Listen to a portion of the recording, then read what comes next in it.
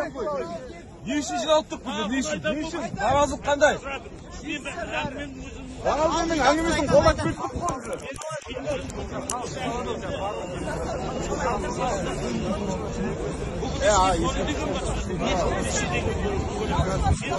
Бұл ем үкіметтің несі қитырқы агөлденді саясаты үкімет жеңілді деп мен айта алмаймын. Назарбаев кетті деп айта алмаймын. Назарбаев өлгенде де кетпейді. Біз 10 жерден уәде берейік, оған тимейміз, не қылмаймыз деп. Оны кетпейтін себебін айтаймын. Назарбаевтың өлгенде де кетпейтін айтаймын сендерге. Ертең жаңа 10 жерден уәде берген берсек те, ертең оған тимейміз, ақшаңды ұрлаған затыңды алып кет десек те, ертең жаңа үкімет келген уақытта әр қадам басқан сайын оның қылмысы ашыла береді. Оның араласпаған жері жоқ. Адам төзгісіз қылмыстарға барды ол. Қанша адамды өлтірді. Мысалы, Карашал Асанов жатыр кітабында мынандай сұмдықты да, Карашал Асанов. Ана Марат Оспановты білесіңдер ғой, сенат төрағасы. Сонымен суббота күні бір жұмыста отырғанда екеуі айқайласып қалып, жалпы Назарбаев қолына ие болмайтын адам. Себебі 87 жылы Москвада пленумда түсіп жатқанда Мұхтар Шахановты жалп еткізген ғой, шапалақпен ұрып. Мұхтар Шаханов желтоқсан жөнінде бірдің айтшы бергенге Назарбаев сүйірдеп бүттел халықтың көзі шапалақпен ұрып жалп еткізген. Кімді? Мұхтар Шахановты. Соны Карашал Асанов жазған ғой, айтқан ғой Мұхтар Шахановқа. Сен еркек адам болсаң, сонда неге жауап бермедің? Не заң жүзінде қудаламадың, шарасын қударып, абырой төкпедің деп. Сондықтан айтайын, сонда Марат Оспанов екеуі керісіп қалып, Марат Оспановтың басына бірдеңемен ұрған. Сол Марат Оспанов 2,5 сағат қансырап жатқан. Сонда Назарбаев не істерін білмей отырып, ақырында өзінің жеке госпиталына салғызды дейді ол. Соны ана врачтарға тапсырған болу керек дейді, дәрігерлерге. Бір апта комада жатып, өзіне өзі келмей кетіп қалды дейді ғой Марат Оспанов. Соны Карашал Асанов мынандай жатып, мені 3 кезек ісімнен іс қозғатып қамады дейді, Назарбаев қаматты дейді. Мен 4-ші ретте тұрам дейді соған. Мен бәстесем, егер бүткіл ана тәуелсіз сарапшыларды әкеліп Марат Оспановты көріне қалдыратын болсақ, мен соған тұрам Марат Оспановтың ауруынан өлмегеніне дейді. Бұл сондай адам жалпы, бұған сенуге болмайды. Ол кеттіргенге мен сенбеймін. Ол қазір бізді алдап отыр бәрі де. Себебі ол ертең әрбір қадамында оның қылмысы ашыла береді. Ол сен бір қылмысын жасырасың, екі қылмысын жасырасың. Ол бәрібір қозғалды, ол біліп отыр бәрібір қозғалатынына. Олардың бәрі түрмеде отыратынына тұқымдарына. Сосын міне қарайық. Біз жеңіс деген әлі қайда бізге. Ал егер жеңіс болатын болса, үкімет құрылатын болса, бұлай болу керек. Бұлай. Біз егер уақытша үкімет құратын болсақ, осы жеңіске жетіп, уақытша үкімет 6 айдың ішінде біз заңды қабылдап алуымыз керек, өзіміздің заңымызды. Заңымызда мынандай вопрос тұру керек. Біз қалада мүмкін халыққа референдум жасау керек болатын шығар. Жалпы президенттік лауазым бізге керек па деген. Вот әңгіме. Екінші вопрос тұруы мүмкін.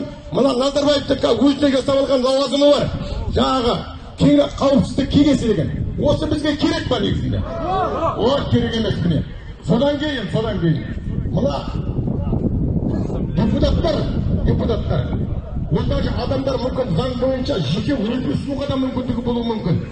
Депутаттар тіке, мына халық сізбен біз тіке сайлауымыз керек. Сосын депутатқа отыру керек, кез келген баяғы кеңес дәуіріндегі шопырда бар, отырғызбайға әнші жыршыларға бар. Депутат болу керек бірінші, менің өзімнің пікірім. Депутат болу керек бірінші, білікті, тәжірибелі инженер болу керек.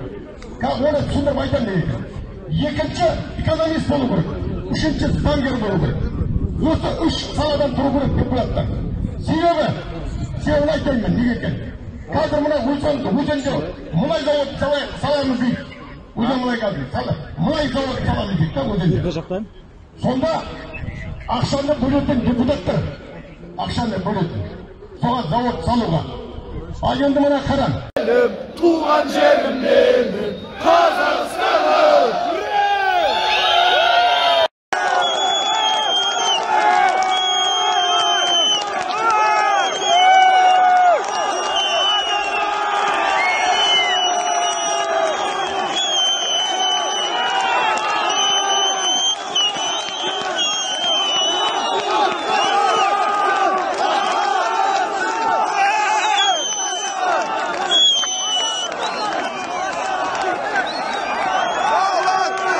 Қосылды біздің бекеттерге.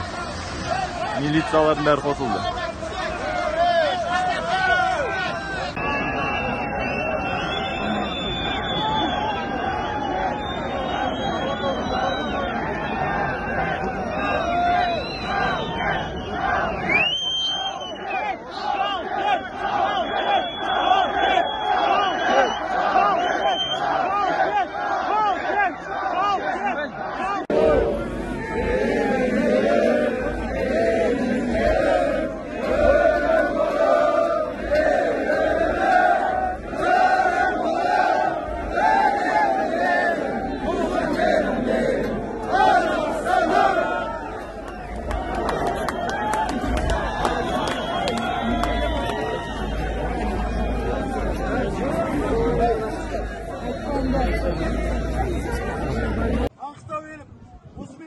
бейбіт шеруіміз бітті. Қазақтың халқы жеңіске жетті. Назарбаев үрім бұтағымен кетті. Қараймыз.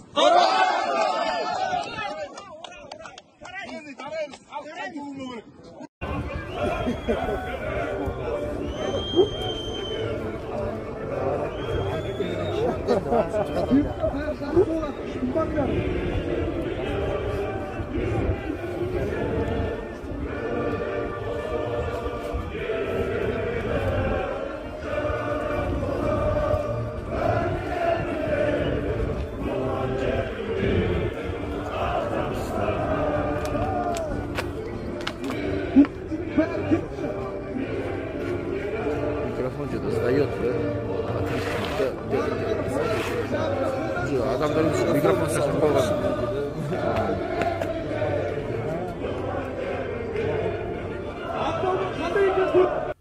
Здравствуйте. Я хотел бы поговорить о протесте, который начался в начале января в Казахстане. Начнем по хронологическому порядку. 1 января начался протест с участием водителей и граждан Казахстана. Гражданами, которые были недовольными повышением цены газа в 2 раза. Потихонечку этот протест начал набирать обороты и в регионах. 4 января для поддержания протестующих в ДВК призвала гражданских активистов поддержать этот протест.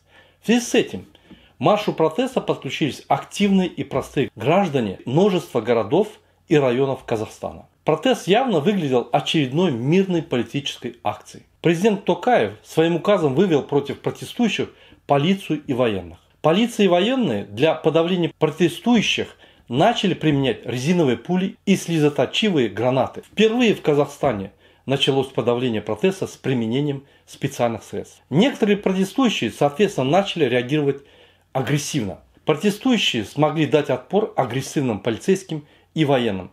Видя массовость протеста, многие полицейские и военные начали потихонечку переходить на сторону протестующих. Во многих городах был выключен интернет. В связи с этим связь и коммуникация была нарушена. Для отстаивания клановых интересов племянники Назарбаева были наняты так называемые тетушки.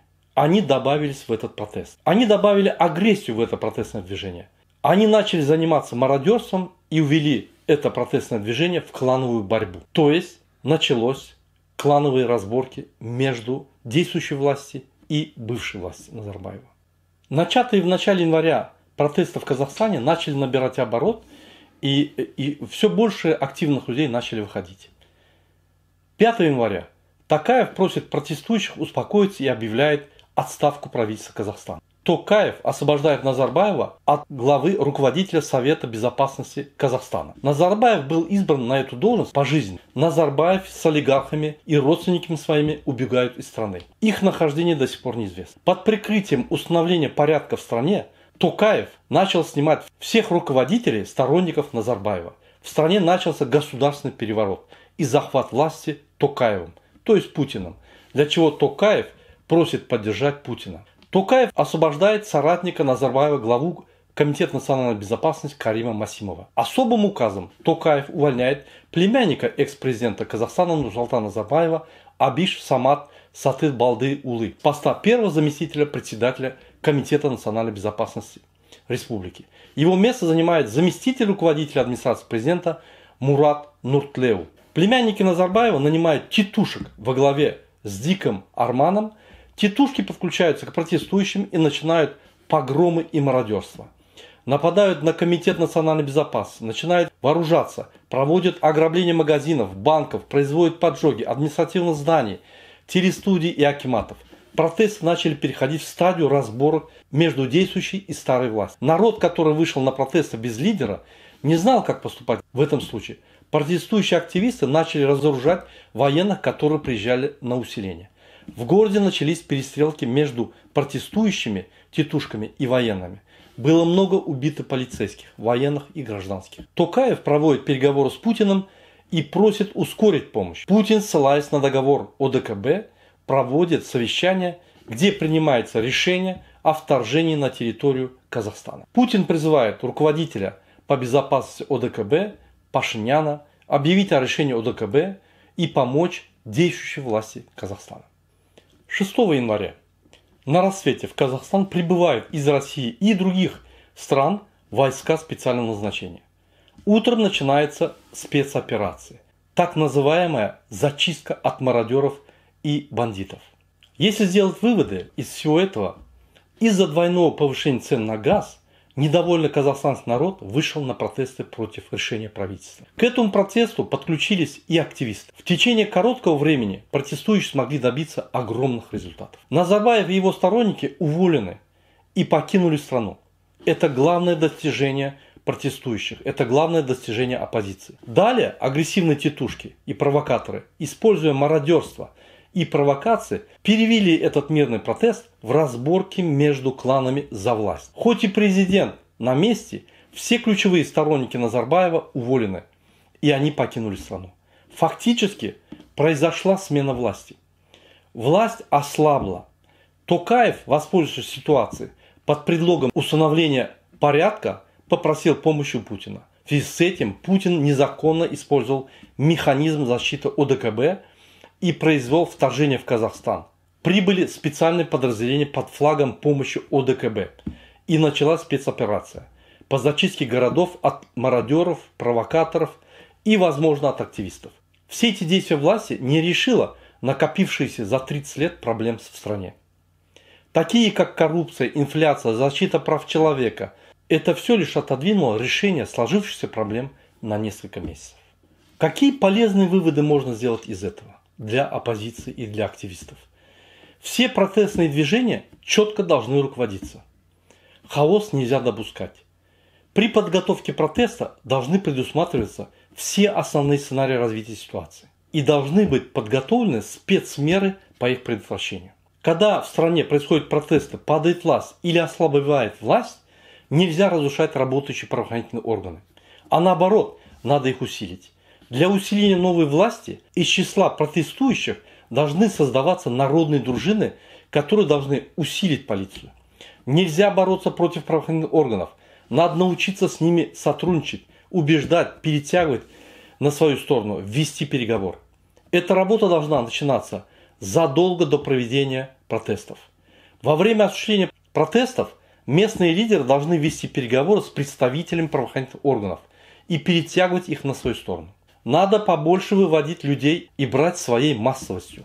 Нужно не поджигать здания и офисы, телевидение, радио, коммуникации, а наоборот, больше вещать, использовать их и организовывать со всем миром коммуникацию. Надо с помощью правоохранительных органов усилить охрану основных объектов города, таких как мэрия, акиматы, телевидение, радио, телекомы, водонасосные, ГЭСы, ТЭЦы, то есть основные оповещательные, коммуникационные и технологические узлы города. Во время успешного завершения протеста при первой же возможности сразу назначить из числа активных протестующих временно исполняющих обязанности акимов или мэров городов, которые смогли бы организовать стабильную работу всех инфраструктур города. Создать при акимате группу, которая вместе с акиматом и правоохранительными органами координирует потоком информации для связи с народом и с общественностью, которые вместе с местными правоохранительными органами вели бы информационную, пропагандистическую работу. При первой же возможности организовать приезд в страну лидеров оппозиции. Далее создать временное правительство, создать все условия для соблюдения законности перехода власти к временному правительству. Согласно постановлению временного правительства, диктатор и его ближайшие сторонники должны быть задержаны и взяты под стражу. После январских событий власть в Казахстане стала слабая. Никакое ОДКБ не сможет удержать власть долго. Стабильность государства – это баланс интересов элиты, власти и народа. Народ Казахстана нуждается в единстве и в консолидации. Без изменения политической системы, радикального переустройства экономики власть долго не продержится. Казахстану нужны глубокие структурные реформы. Для своего выживания, обновления власти придется вывести страну из тройного кризиса. У действующей власти нет ни антикризисной программы, ни видения будущего Казахстана. Значит, как всегда, будут произведены косметические реформы, которые ни к чему не приведут, а лишь только ухудшат состояние народа. Народное движение «Демократический выбор Туркменистана» поддерживает народ Казахстана и считает, что сложившийся политический, экономический и социальный кризис в стране должен решаться только самим народом Казахстана. У власти есть возможность начать реальный диалог с оппозицией и развиваться цивилизованным путем. Это очень важно для будущего Казахстана. Алла Казахстан! Туркменский народ с вами. Спасибо.